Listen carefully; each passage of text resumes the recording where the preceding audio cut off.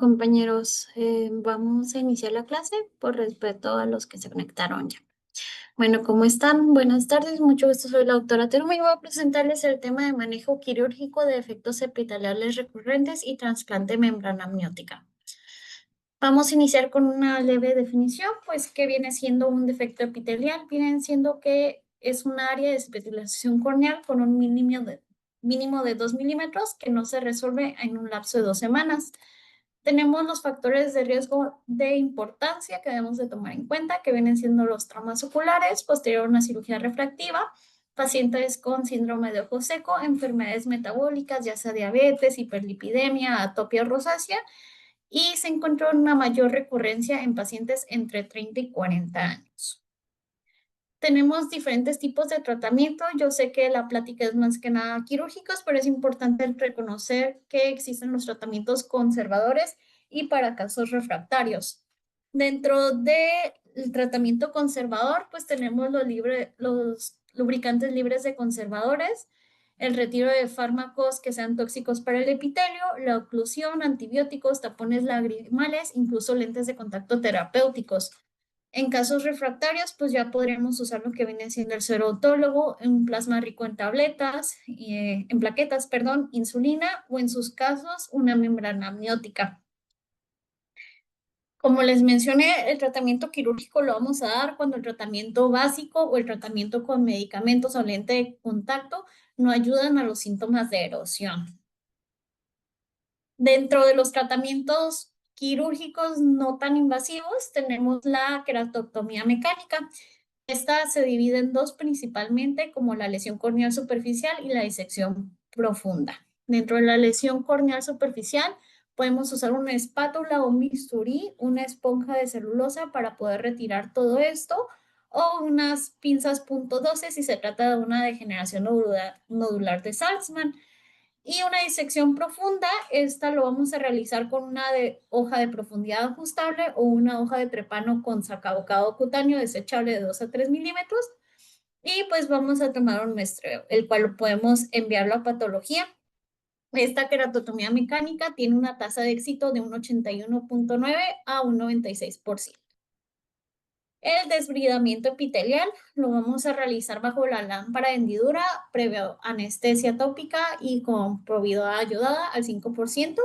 Con una espátula de Roma vamos a eliminar el área normal como se observa en la imagen de abajo. Y pues le vamos a dejar de tratamiento antibióticos, psicopléjicos y lente de contacto. Una vez que este ya se haya cicatrizado, vamos a agregarle cloruro de sodio al 5%. Esta tiene una tasa de recurrencia de un 18%. Este se puede agregar o combinar la punción estromal anterior, el cual vamos a ver más adelante, y al combinarlos tenemos una tasa de residuo de un 30%. ¿Cuándo vamos a realizar una punción estromal anterior? Cuando sean erosiones corneales recurrentes o traumáticas recurrentes, y si tenemos que realizar un desbridamiento epitelial. ¿Cómo va a ser el procedimiento? Vamos a aplicar anestesia, vamos a hacer nuestra antisepsia con probiyoda yodada al 5% y vamos a poner un blefarostato o no, depende mucho de la cooperación del paciente. Vamos a hacer una punción estromal con una aguja de 18, 20, 25, 27 gauge y siempre la profundidad va a ser de un 5 al 10% del espesor. La tasa de recurrencia va a depender mucho del tipo de aguja que usemos, ya que si usamos una aguja de 18 gauge, tenemos una tasa de recurrencia de hasta un 40%, y si usamos entre una aguja más pequeña, pues tenemos una tasa de recurrencia menor de un 5%. Una alternativa para una punción estromal anterior, tenemos que podemos usar láser ya con unos parámetros de energía de 0.3 a 0.6 millijoules por disparo, enfocándonos a nivel subepitelial o en el estroma anterior. Y esta tiene una tasa de recurrencia inferior de un 14.2%. Aquí tenemos las imágenes de cómo es que nosotros realizaríamos estas punciones. En la imagen de su derecha, pues tenemos que se realizaban micropunciones en la parte inferior de la córnea con una aguja de 27 gauge. Y a la semana posterior a esto ya no tenemos cicatrices. Y en su imagen de la izquierda, pues tenemos la lesión recurrente ahí que está. y con una aguja de 18 pensionaron y 2 meses posterior ya no se encontraba esta lesión. Otras alternativas que podemos llegar a usar viene siendo el uso de láser excimer, ya que va a inducir la adherencia del epitelio corneal. En estas podemos usar dos alternativas, el PRK y el PTK. El PRK solamente se va a usar en pacientes que tengan una erosión recurrente y aparte de esto un error refractivo. Entonces, por así decirlo, sería matar dos pájaros de un solo tiro. Pero esta erosión tiene que estar dentro de la zona de ablación. Y el PTK, que vamos a hablar un poquito más adelante, este nos va a ayudar a eliminar el tejido estromal superficial o posponer o eliminar la necesidad de un trasplante. Principalmente se va a usar en superficies irregulares que tengamos depósitos de calcio u otro y o una distrofia corneal estromal superficial que son menos de 100 micras de profundidad. Lo malo y la diferencia a lo manual es que en el manual nosotros vamos a respetar las diferentes capas de la córnea, como el Bowman y la Bowman, perdón, y vamos a mantener la superficie lisa. Y lo malo del PTK es que podemos llegar a presentar una desviación hipermetrópica y le puede llegar a causar problemas a los pacientes, donde tiene una tasa de recurrencia de un 23%. Y el tratamiento posoperatorio, pues se trata de su lubricante, la aplicación de mitomicina durante la cirugía para evitar haze corneal, al igual que vitamina C. Aquí tenemos una imagen de cómo se realizaría este procedimiento. Entonces, previo asepsia antisepsia, colocación de campos estériles y blefarostato, pues vamos a aplicar el anillo donde ponemos solución al 20% de alcohol de 95 grados durante 20 segundos. Posterior a esto, aplicó el cirujano EDTA al 2% durante 2 minutos y realizó un curetaje de la superficie corneal para eliminar los depósitos que teníamos ahí. Posterior a esto, aplicó láser excimer, realizando nuestras ablaciones y limpió. Después de esto, puso lente de contacto y tenemos los resultados notorios como se ve en la imagen. Dentro de la primera imagen vemos la córnea que no se ve una superficie bonita, se ve bastante opaca y al final tenemos esa claridad. Unas alternativas bastante buenas que podemos usar también es la ablación con plasma a baja temperatura, donde pues encontramos una tasa de recurrencia de un 8.6% o una simple delaminación del epitelio corneal con alcohol. Aquí ya no utilizamos el EDTA ni tampoco usamos el láser como en la cirugía previa, pero pues va a tener un buen resultado ya que tiene una tasa de recurrencia a los 3 años de un 11.5%. Cuando el defecto ya es bastante grande, vamos a realizar una tarsorrafia. Esto tiene bastantes beneficios, ya que vamos a evitar el riesgo de infección. Va a ser una manera donde tenemos todavía acceso a la córnea para la examinación y la administración de los medicamentos y pues puede ser parcial o completa.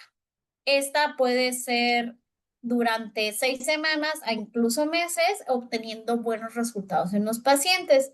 Algo que no es tan buena la tarsorrafia, pues son los resultados, ya que los resultados no son estéticos y es una tarsorrafia completa. ¿Perdón? ¿Ya se conectaron? Ya. No me agarran. Pero creo que tiene desprendido tu micrófono. Al parecer ya me pagué. Perdón. Listo. Entonces, pues, ¿cómo va a ser el procedimiento de esta cirugía? No sé si se movió, sí, perfecto. Entonces, pues vamos siempre a aplicar nuestra buena asepsia antisepsia, colocación de marcajes, porque nosotros al momento de poner la inyección de lidocaína, pues va a haber deformidad de esto y es importante saber dónde es que nosotros vamos a realizar nuestras incisiones. Una vez haciendo esto, en esta técnica recortan el borde palpebral detrás de la línea gris con un huesco de un cuchillete y se tiene que disecar bien para que al momento de nosotros pasar nuestra sutura, aquí utilizando doble aguja, vamos a poder pasar del lugar donde tenemos la lesión hacia el otro y pasarlo por arriba. Antes de esto utilizan unos tubos de silicona para ayudar a mantener un buen cierre y pasamos hacia el otro tarso. Igual pasa por el segundo tubo, anudamos y cerramos. Esta es una técnica que encontré y donde a los 15 días quitamos los soportes y ya vamos a tener ese cierre palpebral. Ay. Y pues bueno, vamos a pasar a un video. Este es un video que encontré en internet donde pues nos habla de la técnica. Esta es una técnica relativamente diferente. No utilizan doble espatulada, sino solamente no utilizan aguja doble montada, pero pues realizan más o menos la misma técnica. Va a ser la marcación de la piel, anestesia local, un rayado de incisión, utiliza un lente de protección y una pinza de chalación. Va a crear una división del laminar del borde libre y una disección pretarsal. Entonces vamos a ver la cirugía. Esta cirugía está en por 1000, entonces es una cirugía un poquito más tardada, pero por cuestiones de la clase lo adelanté. Entonces aquí tenemos que realizó su marcaje y aplicó la anestesia local con lidocaína. Podemos ver que existe una deformación de donde nosotros realizamos la incisión, pero pues como nosotros marcamos previamente, no se pierde la anatomía de esto. Él aplica una pinza de chalación para crear una buena hemostasia y evitar un sangrado profuso y va a empezar a hacer una diseminación laminar, creando pues una buena hemostasia para evitar que no sangre tanto, ¿no?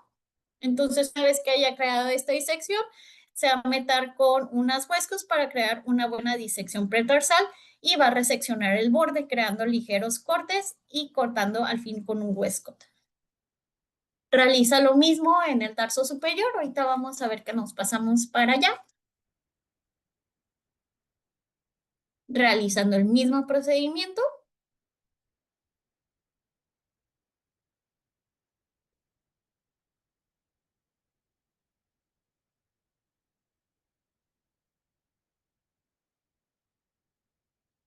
Y una vez realizando esto, va a empezar a suturar. Entonces va a suturar desde el tarso inferior, donde pasamos de un borde al otro, saliendo por la parte interna y pasando hacia el otro lado. Importante tomar en cuenta que esto lo estamos haciendo por planos.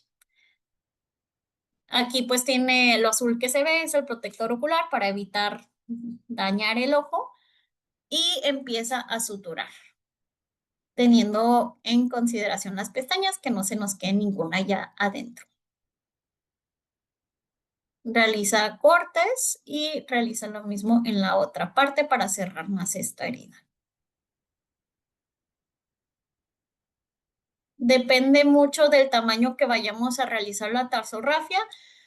Va a ser el tamaño y al momento de realizar el cierre de la piel tenemos que quitar el protector ocular si ya es una tarsorrafia completa o parcial, porque luego va a ser medio difícil que podamos hacer esto.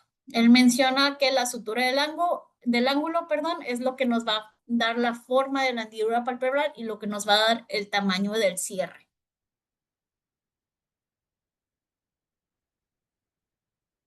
Entonces aquí vamos suturando.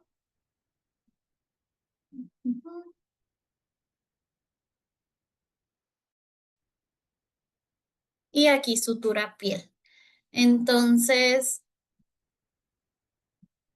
voy a adelantarlo un poquito. Listo. Entonces aquí ya es donde va a realizar un mayor cierre angular porque es lo requerido en esta paciente. Aquí ya quitaron el protector ocular porque pues va a ser más difícil quitarlo ya cuando esté todo ese cerrado.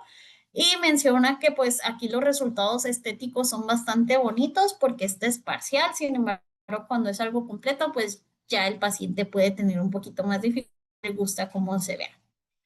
Y ya. Y pues cuando tenemos adelgazamiento y perforación, tenemos otras alternativas. Aparte de la tarsorrafia, hay que recordar que existe la toxina botulínica, que la vamos a inyectar sobre el músculo elevador del párpado superior y así va a causar que cierre el párpado de forma no quirúrgica. Sin embargo, este cuenta con una vida media, entonces es como una alternativa temporal, por así decirlo. Y cuando tenemos perforación, siempre podemos usar pegamento de cianocrilato como una terapia de parche para ayudar en el proceso de repetilización.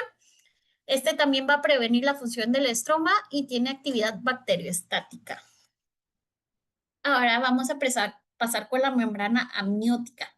La membrana amniótica es algo que ya lleva usos desde más de 50 años y hasta 1997 se perfeccionó esta técnica. Esto es algo pues relativamente nuevo y pues dentro de la técnica perfeccionada se modificó al introducir multicapas. Ahorita vamos a ver cuáles son las capas que nosotros necesitamos en oftalmología para poder brindar un mejor resultado visual y estético del paciente.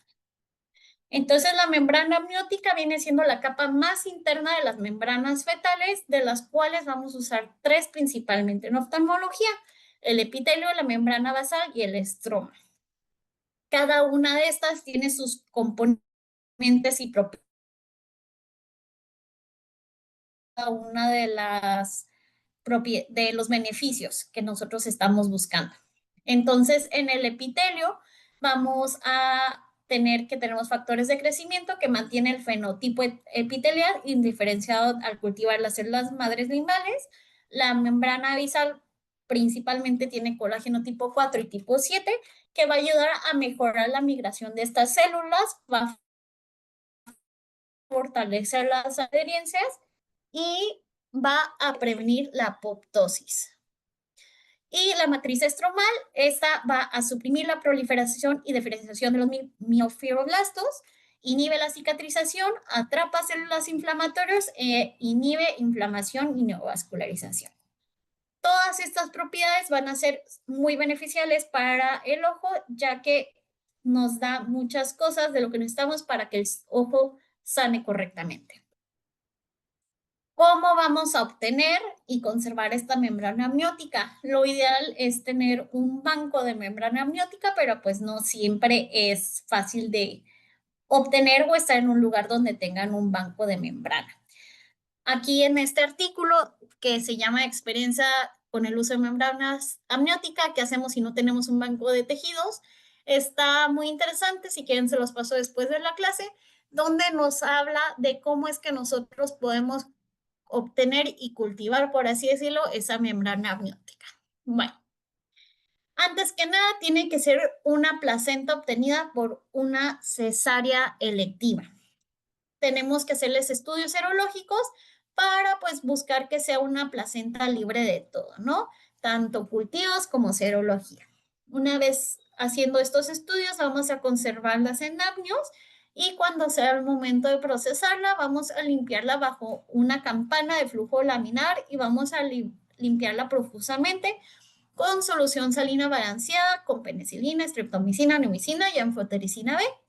Después de esto, la vamos a separar del corión y se va a aplanar con la superficie epitelial y la membrana basal hacia arriba. Y la vamos a conservar en una temperatura menos de 80 grados Celsius en viales estériles, porque pues mientras más tiempo pase con esto, más va a perder sus propiedades. Más o menos nosotros la vamos a ver algo así. Esta es una membrana amniótica bastante grande. Esto lo utilizan ellos para diferentes partes del cuerpo, como ya sea heridas en la piel, pero pues en oftalmología lo vamos a ver un poquito más chiquita. ¿Cuáles son las técnicas? Contamos con tres principalmente: el injerto, el parche y el combinado. El injerto lo vamos a usar principalmente para adelgazamientos corneales. El parche más que nada lo vamos a usar para proteger la superficie ocular, reducir la inflamación y promover una epitelización. Y el combinado usamos la parte interna y la parte externa de la membrana para poder ayudar a tener mayor beneficios. El injerto en una reconstrucción conjuntival va a tener sus usos más que nada en pterigiones, tumores, simbléfaro, queratoconjuntivitis o reparar perforaciones esclerales. Este va a tener sus beneficios como reducir la inflamación, la neovascularización y la formación de tejido cicatrizal. Y sus contraindicaciones principales vienen siendo Contraindicaciones principales y entre comillas relativas vienen siendo reexcisiones conjuntivales grandes, cirugía de párpado y órbita y cirugía de glaucoma. En cirugía de glaucoma se ha encontrado que este tiene un éxito limitado para cubrir válvulas. Es el único estudio que se ha realizado con esto. Y en oculoplástica, pues si es un Symblepharon o una prótesis oculares, si tenemos una parte con mucha inflamación, puede crear a que la membrana amniótica se destruya por tanta inflamación. El injerto en la reconstrucción de la superficie corneal se va a usar para úlceras corneales, queratopatías bulosas o en casos donde no esté indicada una queratoplastía penetrante. Los beneficios, vamos a buscar la repitalización corneal, la reducción de un proceso inflamatorio y pues, las propiedades antibacterianas que ya hemos hablado. El parche en reconstrucción de la superficie corneal, pues más que nada en úlceras corneales, déficit limbares, queratopatías en bandas, quemaduras químicas bastante grandes, y pues nos va a ayudar a buscar la repitalización corneal, reducir el dolor postoperatorio, reducir la inflamación del estroma limbar, limitar la formación de un Symblepharon y reduce la opacidad e infiltración. En pacientes con déficit de células limbares se va a usar más que nada en quemaduras químicas, pacientes con Steven Johnson, un pemphigo de cicatrizar, una enfermedad cicatrizante asociada a la pérdida aguda de células madres limbares. Nos va a ayudar a restablecer el entorno de las células madres, reducir la inflamación y estimular la proliferación de células madre. Este se considera como realizarlo como un autotransplante, un alotransplante, ya sea un CLET o un SLET, como parte de la técnica y de beneficios. Entonces, ¿cuáles son las limitaciones de esta? No lo podemos usar para todo, ya que si el Symblepharon es algo muy grande o es algo localizado y hay una enfermedad activa, no nos va a servir la membrana amniótica. En glaucoma, pues en las válvulas, como les comentaba, según los estudios que se han realizado, es mejor la conjuntiva del paciente a una membrana amniótica. En queratopatía bulosa se considera que tiene un efecto transitorio, ya que en este sí contamos con mucha inflamación y un cuadro de vascularización importante, nos va a causar a que se desintegre más rápido esta membrana. Y en terigión, pues se ha encontrado mayor recurrencia el uso de una membrana amniótica que un autoinjerto. En úlceras corneales perforadas, pues no evita la filtración del humor acuoso y usualmente es autosellado por el iris al perforarse, como se ve en la imagen. Y pues si hay mucha inflamación y vascularización, la membrana no nos va a ayudar mucho. Y pues también en pacientes con déficit de células limbares, pues se va a necesitar un trasplante de células, no nada más es poner la membrana, y pues ya como les mencioné sería un SLET o un CLET. ¿Y cuáles son las principales complicaciones del utilizar una membrana? Pues viene siendo un granuloma, un hipopión estéril, una membrana subepitelial residual o la propagación de un virus y bacterias si no tiene el adecuado cuidado y procesamiento de este. Y pues ya sería todo. Muchas gracias. ¿Dudas, preguntas? ¿Todo bien?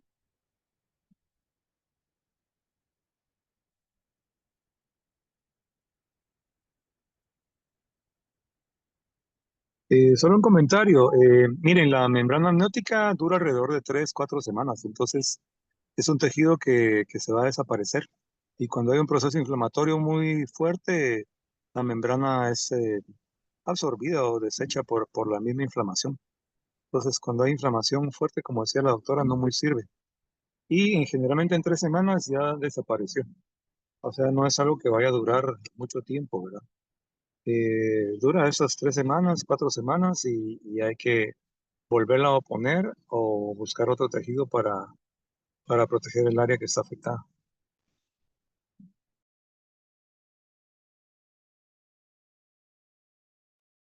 Gracias, Sí, doctor. sí. Y no sirve para heridas abiertas tampoco, ¿verdad? Solo para superficies que uno quiera que el epitelio crezca por debajo de ella. Es como un recubrimiento, ¿verdad? Como si fuera un lente de contacto y las células epiteliales crecen debajo, pero no es que se quede el tejido membrana amniótica ahí, sino que solo es un recubrimiento.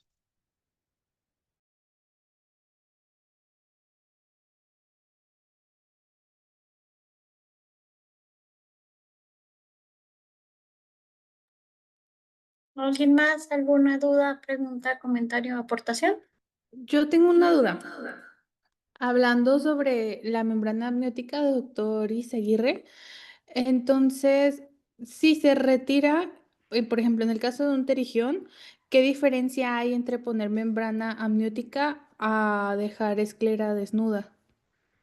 O sea, ¿qué hace la membrana amniótica para evitar que vuelva a haber recidiva? La realidad es que lo que permite solo es crecimiento epitelial por debajo y protege, digamos, disminuye la inflamación en ese sector por un periodo de tiempo, ¿verdad? Mientras lo tengas ahí, pero solo recubre, ¿verdad? Lo ideal es si tienes conjuntiva, es mejor. Dependiendo también incluso hasta dónde, por ejemplo, si son de regiones recidivantes, la membrana amniótica ayuda un poquito, pero el terreno recidivante puede regresar completo otra vez, entonces no es como la panacea, ¿verdad? Ayuda, pero no evita que eso crezca otra vez. Tal vez incluso te serviría más el epitelio del labio para cubrir más que la membrana amniótica, porque eso solo sirve como recubrimiento, mientras el epitelio sí lo puedes incluso suturar. Ok, muchas gracias. Ok. Yo tengo una duda. ¿Cuánto tiempo es viable, o sea, por ejemplo, de que la placenta, cuánto tiempo podemos esperar como en usarla? O sea, ¿cuánto tiempo dura viable para usarse? No sé si me explico. No, bueno, tiene que ser fresca, ¿verdad? Algo nuevo, lo que te den la placenta tiene que ser fresca y sin contaminantes, sin infección en la mamá, una placenta nueva, que esté nítida, ¿verdad? O sea, pero un Y día, ya, 2 días, una semana, nada, yo creo que 2, 3 días ya es demasiado. suficiente. Recordemos Ok. que el conducto vaginal pues está contaminado, ¿verdad? Ujú. Entonces, ese tejido que te van a dar está contaminado. Hay que limpiarlo muy bien y desinfectarlo muy bien. Va, gracias.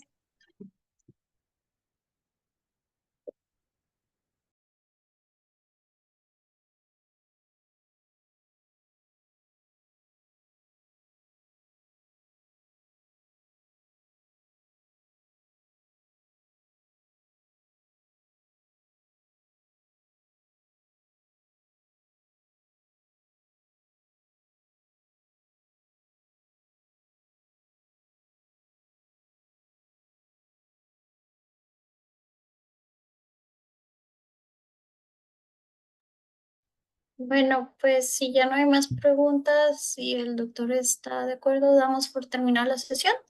Muchas gracias por su presentación, doctora, muy bonita. Se le agradece muchísimo su participación. Gracias, bonita tarde a todos. Buenas tardes a todos. Gracias. Buenas tardes. Gracias, bonita tarde.